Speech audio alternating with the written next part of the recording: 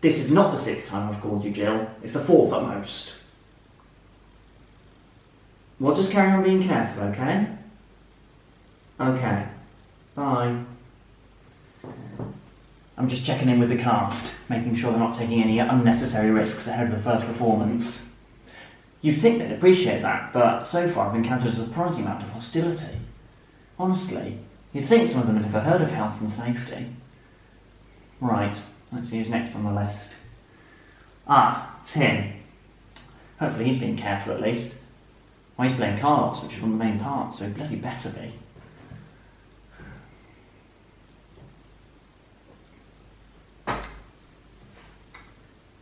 Hi Tim, it's John. What are you up to? What do you mean you're putting up shelves? Put down the drill immediately. I mean it, Tim. Well, put down whatever it is you are holding then. A lot of accidents are caused by screwdrivers, Tim. Well, I don't know, you could poke yourself in the eye or something. I've seen it happen. No, not personally, but I'm sure it does. Well, don't just leave them half up, they might fall on you. I don't know, can't I get your wife to do it instead? Well, I'm sorry, Tim, but right now your safety is more important to me than hers, yes. No, of course I like Julia, but she's due to be on stage in a few days' time. Well, I suppose it would depend on how badly she was injured.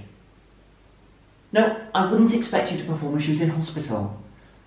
Look, just finish putting them up as carefully as you can, okay? Okay, bye. Whew. The biggest issue is always making sure that everybody knows their lines. And you know, learning them can be a challenge, even for experienced actors like me, especially when you have as many as my character does. Fortunately, I've picked up a lot of tips and tricks over the years. For instance, I'll often just recite my lines as I walk around the house during the day, you know, to make sure they're really embedded in my brain. Sometimes I forget I'm doing it. I had a plumber around for a boiler service the other day. I think he thought I was mad.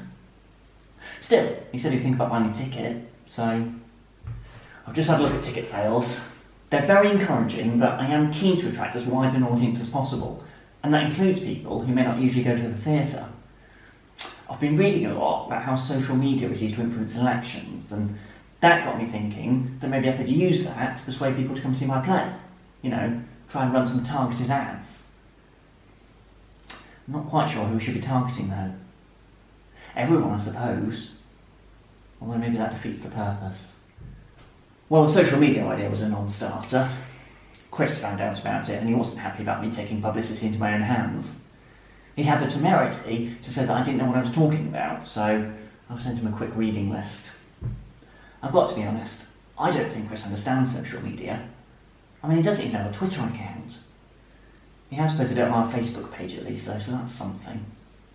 Anyway, I've posted it all over my personal social media, and I'm in the process of emailing everyone I know to see if I can persuade them to come. Some of them live quite far away, so I'm not sure how successful that will be. I haven't had many replies yet. Here's another one though. Let's have a look. It's from Rob. Yeah, he's not coming. To be fair, he does live in Canada, so fair enough I suppose. Although I did fly over there for his wedding, so, you know, if I can make the effort. We nearly had a disaster tonight. I don't want to over-dramatise it, but pretty much the entire play was in peril. I mean, it was literally the worst possible thing that could happen to production. That's right, Chris put a curse on the play. Not intentionally, he's made that very clear, but nonetheless it happened, and frankly, I don't think he took it as seriously as he could have done. It happened as everyone was leaving after rehearsal. Chris was talking to someone about the set when he referred to the play as a spring in summertime. Well, you don't need to be au fait with the world of theatre to know that getting the name of the play you're performing wrong is a terrible curse. Although actually, maybe you do, since nobody else seemed to know that this was a thing. In fact, Chris seemed to think I was overreacting, which I thought was a bit much coming from someone who just jeopardised my entire production. Fortunately, I remembered just in time that it does jiu-jitsu and lowered my voice. Nobody else seemed to understand the gravity of the situation, but quick as a flash, I ran around the village hall 3 times, threw some salt on the floor and recited the correct name of the play 10 times. I'm pretty sure that's what you're supposed to do to remove the curse. Nothing's gone wrong since then anyway. Although Chris did get a parking ticket, which felt like karma. I've also been having a couple of issues with the costumes. Jill's playing a doctor, so she has a white lab coat to wear. For some reason, she decided she needed to take it home to wash it. I don't know why. All the costumes get regularly cleaned by Jeff and Linda, who are in charge of wardrobe, but apparently she doesn't trust them or something. They are both estate agents, so I suppose you can't really blame her. Anyway, apparently she didn't anticipate that putting a white lab coat in with the rest of her laundry may not be the best idea, so now it's a lovely shade of pink. It's too late to get her a new one, so I've just written a line in the script explaining that her character has left their coat at home, which seems plausible. I'm sure it happens to real doctors all the time, you just never hear about it. As if that wasn't bad enough, Joe starts then complaining to me that his costume makes him look like a farmer. He's playing a farmer. That's exactly what he's supposed to look like. And what does he expect me to do about it? What do you mean you've got a late meeting? It's opening night, India. You can't have a late meeting on opening night. Well, how late are you going to be? But that means you'll only have an hour before the performance starts. That's not enough time. Well, can't you just skip the meeting? Okay, well, just drive fast then. But not so fast so you get stopped for speeding. You know what, just drive at an appropriate speed. I've just got back from the technical run and we are looking good. I did have a slight issue with Susan. For some reason she has a scene which she's convinced she needs a spotlight in. I don't know why. She only has 2 lines in it. Oh God, she's calling me now. Hello? I'm sorry, Susan, but 2 lines does not get you a spotlight. What do you mean, what's the minimum number then? There is no minimum number. Depends on the scene. Look, the decision's made on a case-by-case basis, okay? Well, the problem, Susan, is that nobody else will be able to see the other 2 people in the scene. It's going to look very silly if there's a spotlight on you doing nothing while they're speaking in the dark. No, nobody else in the play is getting one either. Well, I have one, yeah, but that's because I have a monologue. No, I'm not going to write your monologue, Susan. Because we're performing in 2 days. Okay, I'll see you tomorrow. Bye. Unbelievable. Well, it's finally here. D-Day, or P-Day, I should say. The P stands for performance. It's the first performance of a summer and springtime tonight, is what I'm trying to say.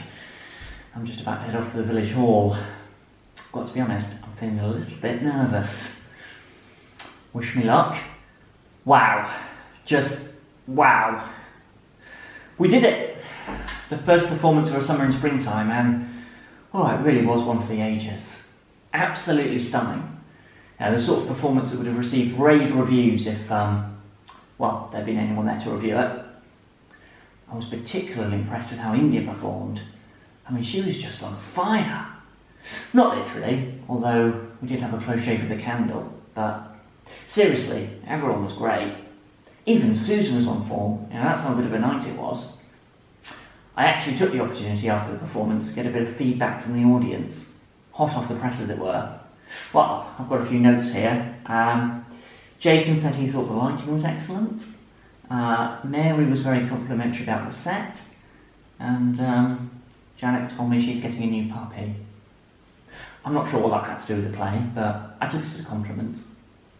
I did speak to a couple of people who seemed unsure about what to make of it, but that's to be expected, really, considering that, it's a pretty complex work that poses some pretty big questions. I'm very keen to continue this momentum for the rest of the run now, especially since people will have higher expectations now.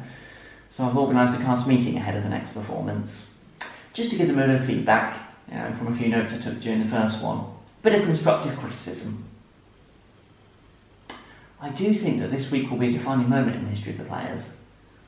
Something that people look back on and say, I was there.